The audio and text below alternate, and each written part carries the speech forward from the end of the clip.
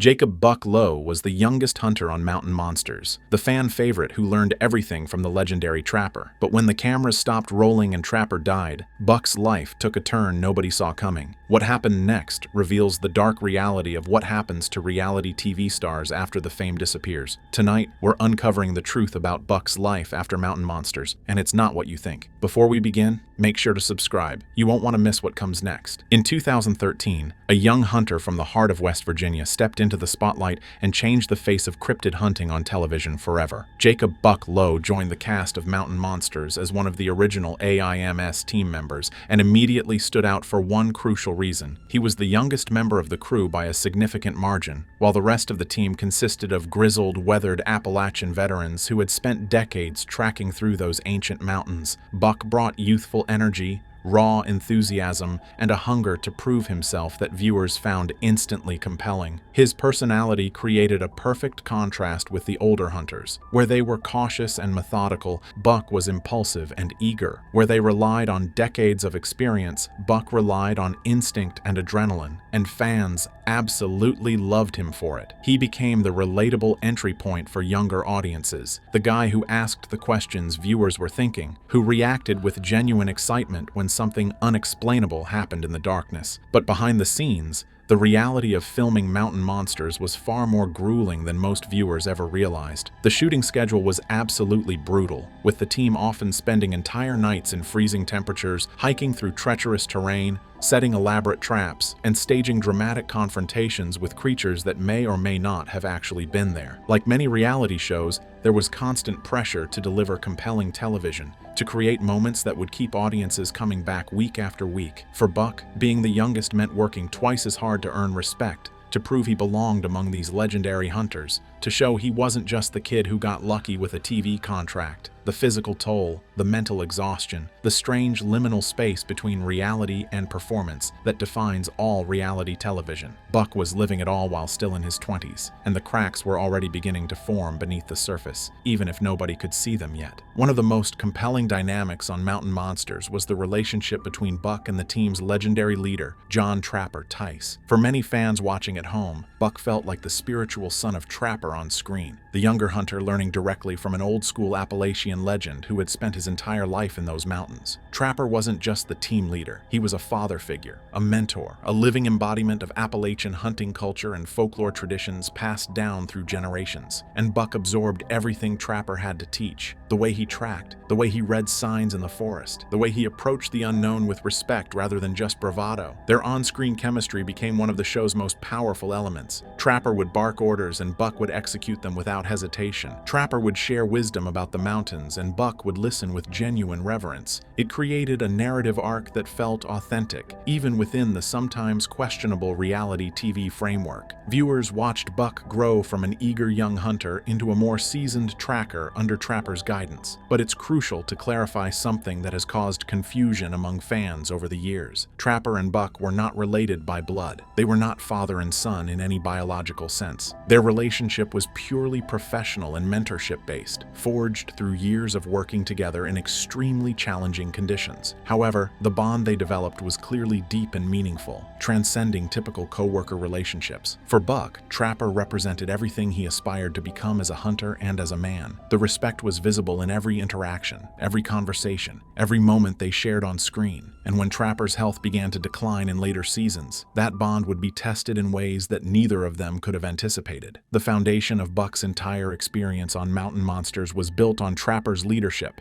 and when that foundation began to crumble, everything else would start falling apart as well. As Mountain Monsters progressed through its later seasons, viewers began noticing something troubling. Trapper's appearances became less frequent, his energy noticeably diminished, his usual commanding presence fading gradually. Behind the scenes, the truth was becoming unavoidable. Trapper was dealing with serious health issues that were progressively limiting his ability to participate in the grueling filming schedule. The show tried to work around his declining condition, giving him less physically demanding roles, allowing him more rest between shoots, but the reality was clear to everyone involved. The man who had been the heart and soul of AIMS was slowly slipping away. Then in December 2019, the news that everyone had been dreading finally came. John Trapper Tice passed away, leaving an enormous void in the show, in the team, and in the hearts of fans who had followed his adventures for years. The announcement devastated the Mountain Monsters community. Tributes poured in from around the world. Fellow cast members shared emotional statements about losing their friend, their leader, their brother in the woods. But for Buck specifically, losing Trapper hit differently. While we can only speculate about the depth of his personal grief, it seems almost certain that this wasn't just a TV moment for him. This was the loss of a mentor who had shaped his entire adult life, who had taught him not just how to hunt, but how to carry himself as an Appalachian man. For Buck, who had spent years in those dark woods by Trapper's side,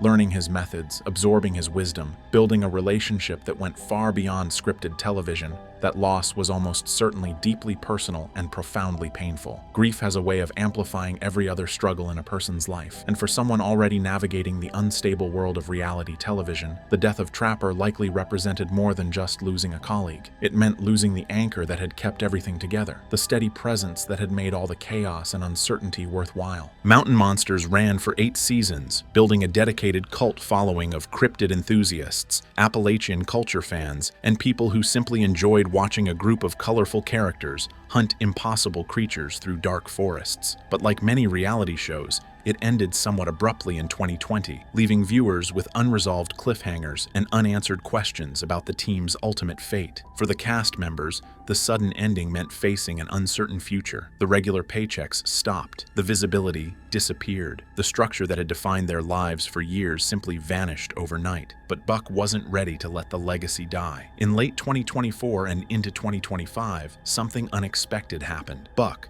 along with fellow AIMS members Huckleberry and Wild Bill, launched a new project that represented both a continuation and a reinvention. They created Sons of Appalachia, a YouTube-based series that would continue the cryptid hunting tradition while explicitly honoring Trapper's memory and the methods he had taught them. This wasn't a major network production with significant budgets and guaranteed viewership. This was 3 hunters with cameras, trying to keep the dream alive through sheer determination and passion for what they did. Sons of Appalachia represented a very different kind of challenge. Instead of fighting creatures in the woods, they were now fighting algorithms, competing for attention in an oversaturated digital landscape, trying to build an audience one video at a time. The production values were lower, the resources were limited, but the authenticity was arguably higher than it had ever been on cable television. For Buck, this new chapter meant taking control of his own narrative, steering his own career, and ensuring that everything Trapper had taught him wouldn't be forgotten. It was both inspiring and somewhat tragic. Here was a man who had achieved legitimate television fame, now reduced to scraping for views on YouTube just to continue doing what he loved. The transition from cable star to digital creator is a journey many have taken, but few talk about how difficult and humbling that fall can actually be. For many reality TV hunters in Appalachia, life after the cameras stop rolling can turn dark incredibly fast. This is a pattern we've seen repeated across countless shows and countless lives. Brief fame that feels enormous in the moment. Small paychecks that seem significant until they stop coming. No residuals, no royalties, no financial safety net for when the show ends. And then reality hits with brutal force. Bills that don't care about your television credits. Health issues that don't wait for your next opportunity. Mental health struggles that intensify in the silence after years of constant production chaos. And absolutely no support system from the networks that profited from your labor and your image.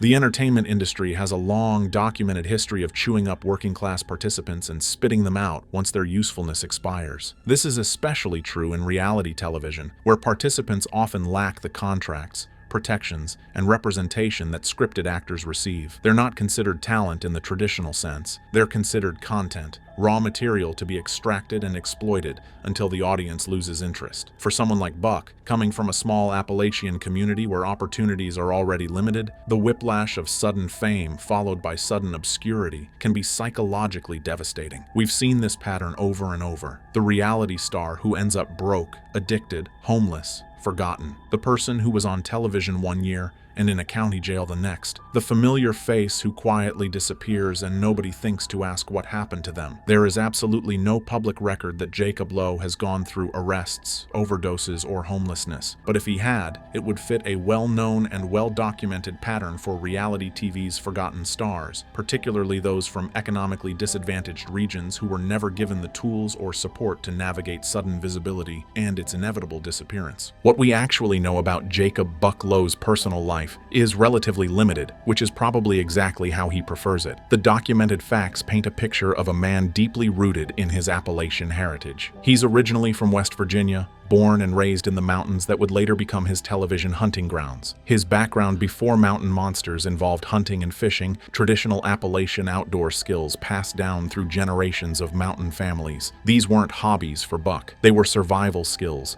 cultural practices, a way of life that connected him to the land and to his ancestors. In 2018, during the height of Mountain Monsters' popularity, Buck married Christine Stein, marking a significant personal milestone amid the chaos of reality television production. Marriage itself is challenging under normal circumstances, but balancing a marriage with the demands of a public persona and dangerous night shoots in the woods creates pressures that most couples never have to face. The constant travel, the physical danger, the strange schedule, the public scrutiny, the financial uncertainty. These are stressors that can destroy even the strongest relationships. Beyond these basic biographical facts, Buck has maintained relative privacy about his personal life, which makes sense given the invasive nature of reality television. He's not active on social media in the way many reality stars are, constantly sharing personal details and private moments. He's kept his family life, his struggles, his triumphs largely away from public view, and that restraint deserves respect. What we can say with certainty is that Buck represents a particular type of Appalachian man: tough, resourceful, connected to tradition, suspicious of outsiders, fiercely loyal to his community. These qualities made him compelling television, but they also make him someone who likely struggles with the performative aspects of modern fame. The constant need to share, to engage, to commodify every aspect of your life for public consumption. For someone raised in mountain culture where privacy and self-reliance are deeply valued, the demands of reality television and digital content creation probably feel fundamentally unnatural and exhausting. Here's where we need to be absolutely clear and honest about the limits of what can be verified about Buck's life. There is no verified public information that Jacob Bucklo spiraled into addiction after Mountain Monsters ended. There are no credible reports that he lived in his truck, homeless and desperate. There are no documented stays in recovery housing or rehabilitation facilities. These narrative elements, while they fit common patterns for reality television participants, are not confirmed aspects of Buck's actual life story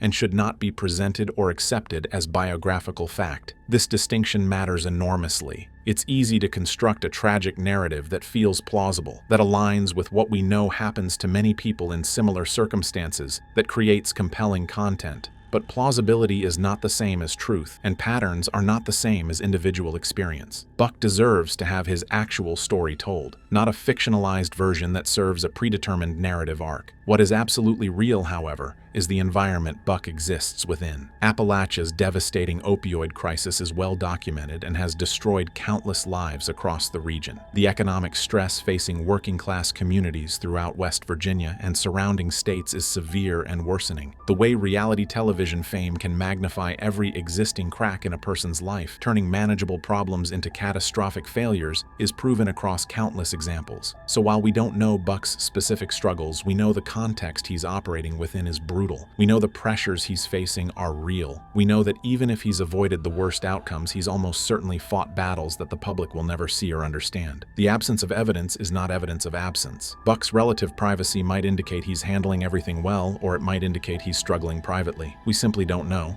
and we shouldn't pretend we do. So what actually happened to Jacob Bucklo after Mountain Monsters? The documented facts tell a story that's less sensational, but perhaps more genuinely interesting than manufactured tragedy. Buck remained a main cast member through all 8 seasons of the show, never getting fired, never quitting, never disappearing mysteriously. He was there from the beginning in 2013, until the show's conclusion in 2020, a 7-year run that represents genuine consistency and professional commitment in the notoriously unstable world of reality television. Then, after a period of relative quiet following the show's cancellation, Buck resurfaced publicly as one of the 3 core members of Sons of Appalachia. Alongside Huckleberry and Wild Bill, he's now leading a new cryptid hunting series that launched in 2025, explicitly designed to continue Trapper's legacy and keep Appalachian monster hunting traditions alive for a new generation of viewers. In one sense, what happened to Buck is tragic, but in a different way than typical reality TV horror stories. This is the tragedy of diminishment rather than destruction. A beloved cable television star, someone who appeared in millions of homes, who had genuine fame and recognition, now reduced to fighting YouTube algorithms just to stay visible, trading network production budgets for whatever equipment they can afford, building audiences one subscriber at a time instead of inheriting established viewership. This is the reality for most television personalities once their show ends. The industry moves on instantly, viewers forget quickly, and yesterday's star becomes today's struggling content creator, desperately trying to remain relevant in an attention economy that has already moved past them. But there's also something admirable and resilient in Buck's journey. He didn't give up. He didn't fade away quietly. He didn't let Trapper's death or the show's cancellation end his connection to the work he clearly loves. He adapted, evolved, and found a new path forward, even if that path is harder and less glamorous than what came before. We don't know every detail of Jacob Bucklo's private life, and we shouldn't pretend we do. Speculation presented as fact helps no one and disrespects the actual human being behind the television character. But his journey from small-town hunter to cable TV star and then to YouTube survivor sits on top of a much bigger, darker story about what reality television does to people once the cameras go dark. The real monsters aren't cryptids hiding in Appalachian forests. The real monsters are systemic, addiction that preys on economically devastated communities, grief that compounds when you lose mentors and father figures, guilt over not living up to expectations, not capitalizing on opportunities, not becoming what everyone said you could be. The entertainment industry's exploitation of working-class people for profit without providing long-term support. Buck's story, whatever its specific details, represents thousands of similar stories. Reality TV participants used and discarded. Appalachian communities strip-mined for content the same way they've been strip-mined for coal. People whose humanity gets reduced to narrative arcs and clickable content. If there's a lesson here, it's about maintaining skepticism toward the reality television industry's promises and practices. It's about recognizing that every person we see on screen is a complete human being with struggles we'll never fully understand. It's about demanding better treatment and support for the people who create the content we consume. And it's about remembering that when we ask what happened to someone, we're asking about a real life, not just a story.